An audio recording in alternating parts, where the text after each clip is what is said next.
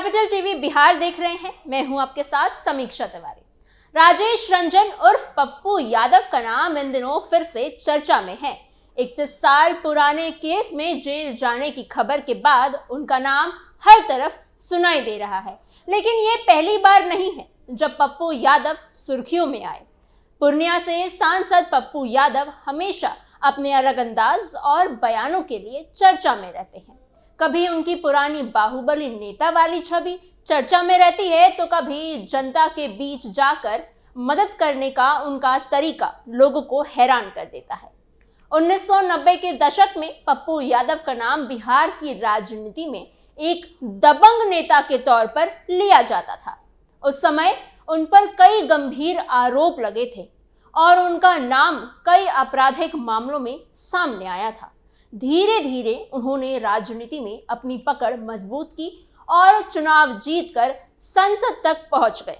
पटना में आई भीषण बाढ़ के समय जब कई नेता सिर्फ बयान दे रहे थे, तब पप्पू यादव खुद पानी में उतरकर लोगों तक राशन और जरूरी सामान पहुंचाते दिखे। इस वजह से भी उनका नाम खूब चर्चा में रहा। लेकिन उनके नाम के साथ विवाद भी हमेशा जुड़े रहे। अजीत सरकार की जान लेने के मामले से लेकर अलग अलग समय पर दर्ज हुए कई केस उनके साथ ही चलते रहे।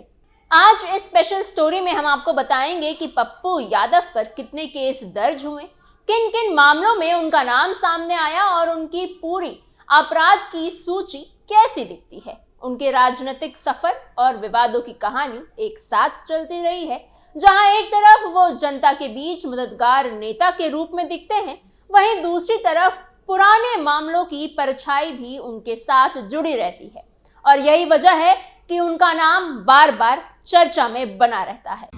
केस, कोर्ट और राजनीति में पप्पू यादव। राजनीति में पप्पू यादव एक ऐसे नेता हैं जो जितना चुनावी मैदान में चर्चा में रहते हैं, उतना ही अदालतों और एफआईआर की फाइलों में भी रहते हैं। गंभीर वारदात से लेकर अपहरण, धोखाधड़ी और आर्म्स एक्ट तक अलग अलग समय में उन पर 27 से अधिक मुकदमे आईपीसी और बीएनएस की 48 धाराओं में दर्ज हो चुके हैं। हालांकि कई मामलों में उन्होंने जमानत भी प्राप्त की है या अदालत से राहत भी मिली है उनको। बावजूद इसके बिहार में उनके राजनीतिक समर्थक उन्हें जन नेता कहते हैं। जब आलोचक उनके अतीत को लेकर सवाल उठाते रहे, मीडिया रिपोर्ट्स के मुताबिक 2019 में 31 मामले थे उन पर, जो 2024 में बढ़कर 41 हो गए। ये उनके लिए एक गंभीर कानूनी और राजनीतिक चुनौती है। पप्पू यादव का राजनीतिक सफर जितना लंबा रहा है, उतना ही विवादों से भरा भी रहा है। 1990 के दशक में जब वो बिहार की राजनीति में उभर रहे थे, उस समय उनके नाम के साथ कई आपराधिक मामले जुड़ने लगे थे। पप्पू यादव के ऊपर लगे मामले में सबसे ज्यादा चर्चा में रहा 1980 का अजीत सरकार केस। 1980 में पूर्णिया विधानसभा सीट से माकपा यानी सीपीआईएम ने अपने युवा नेता अजीत सरकार को उम्मीदवार बनाया था। अजीत सरकार शहर के एक चर्चित होम्योपैथी डॉक्टर के बेटे थे और युवाओं के बीच काफी लोकप्रिय थे। उस दौरान उनकी एक बड़ी वारदात में अजीत सरकार को 107 गोलियां मारी गई और उनकी जान चली गई, जिसने पूरे बिहार को हिला कर रख दिया था। इस मामले में पूर्व सांसद राजेश रंजन उर्फ पप्पू यादव को आरोपी बनाया गया था। इस केस में उन्हें जेल भी जाना पड़ा और उन्होंने करीब 8 साल 2005 से 2013 तक तिहाड़ जेल में बिताए। हालांकि बाद में पटना हाई कोर्ट ने उन्हें इस मामले में बरी कर दिया और उन्हें बड़ी राहत मिली। समय समय पर अपहरण, रंगदारी से जुड़े मामलों में भी उनका नाम सामने आता रहा। कई एफआईआर भी आरोप लगा कि उनके समर्थकों या उनके नाम पर लोगों से पैसे की मांग की गई। कुछ मामलों में धोखाधड़ी और आपराधिक धमकी से जुड़े आरोप भी लगाए गए। पुलिस रिकॉर्ड में कई बार ऐसे मामले दर्ज हुए जिनमें लोगों ने डराने धमकाने की शिकायत की।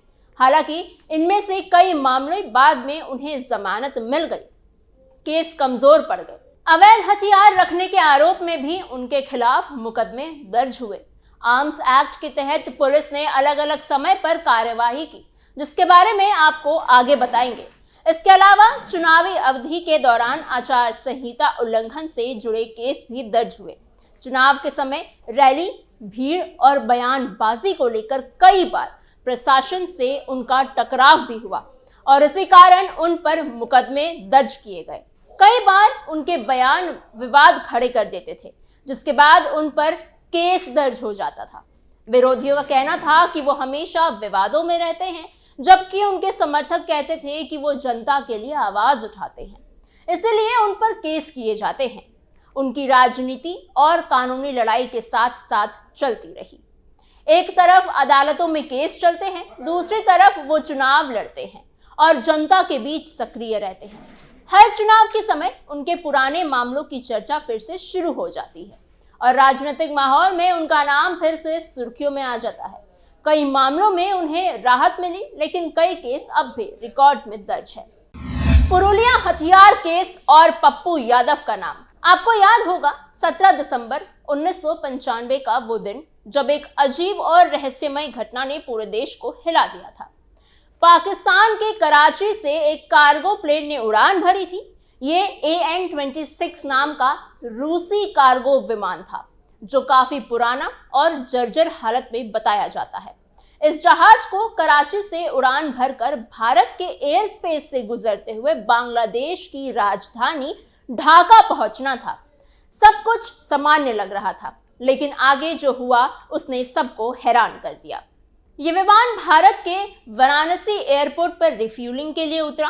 वहां कुछ देर रुकने के बाद जब विमान ने दोबारा उड़ान भरी तो सबको लगा कि वो अपने तय रास्ते पर ढाका की ओर जाएगा, लेकिन अचानक विमान ने अपना रास्ता बदल लिया।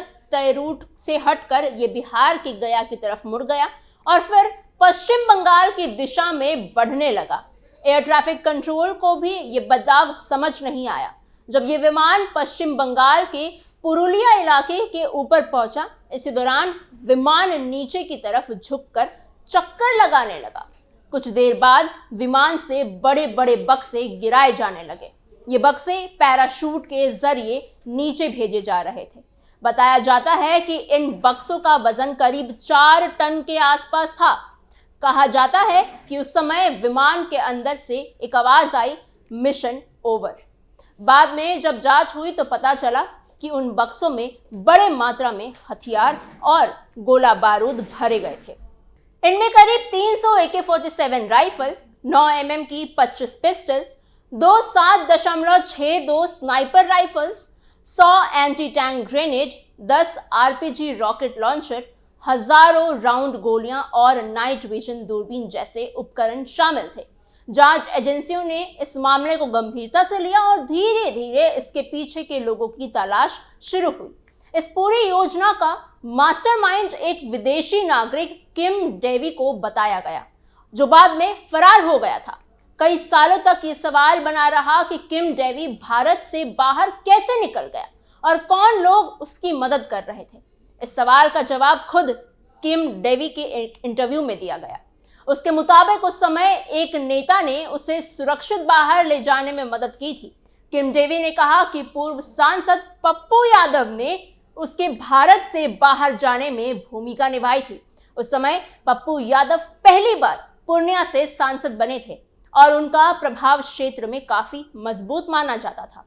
किम डेवी के बयान के अनुसार उसे दिल्ली से बिहार और फिर वहां से नेपाल तक पहुंचाने का पूरा व्यवस्था की गई थी। ये भी कहा गया था कि नेपाल के रास्ते उसे भारत से बाहर निकालने में आसानी हुई। उस पूरे मामले में राजनीति और जांच एजेंसियों के बीच कई सवाल खड़े कर दिए थे और लंबे समय तक ये घटना चर्चा का विषय बनी रही। पप्पू यादव की कानूनी फाइल्स कितनी लंबी। ऐसे ही पप्पू यादव पर और भी कई गंभीर आरोप और क्रिमिनल केसेस दर्ज रहे हैं।